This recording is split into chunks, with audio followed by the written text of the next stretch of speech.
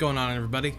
I am back once again, and where have I been? That's probably the question that a lot of people have been asking. And I did do that update video a while ago saying I was going to return.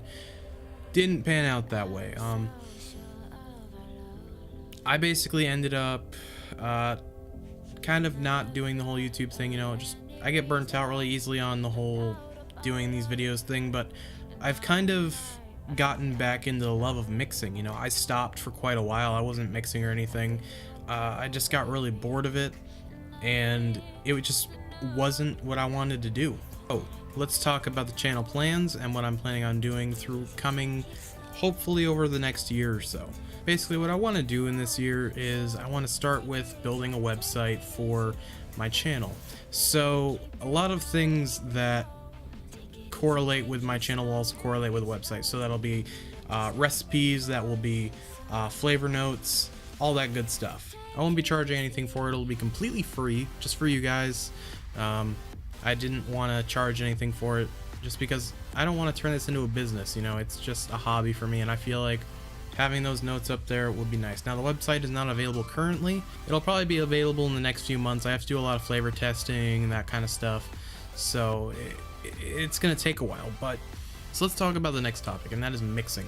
So my views on mixing have changed quite a bit over the past few months. I used to do a lot of complex recipes, and that's kind of gonna stop. Now, it doesn't mean I won't be putting a lot of effort into my recipes. I don't want to be pushing out 10 flavor recipes, mainly because that's not what I am enjoying. I don't get the same satisfaction that I do from a 10 flavor recipe as I do from like a 5 flavor recipe. It's kind of weird, but keeping it simple, I found, is actually a better way to mix for me, and I feel that mixing simple is just a better solution. The reason being is because you don't get muddled down on all the flavors, and you don't overcomplicate things. I think that overcomplicating things is one of the hardest parts of DIY mixing, because you're sitting there and you're like, oh well, this and this would all go really good together, but what's the point if it's gonna taste like shit? I'm not saying all recipes are like that. There are a lot of complex recipes out there that are really good, but recently in my mixing journey, it hasn't been that way. It's been I just haven't found anything that I really enjoy. So that's what I'm going to aim to do, is just try to make more simple recipes, both for you and me.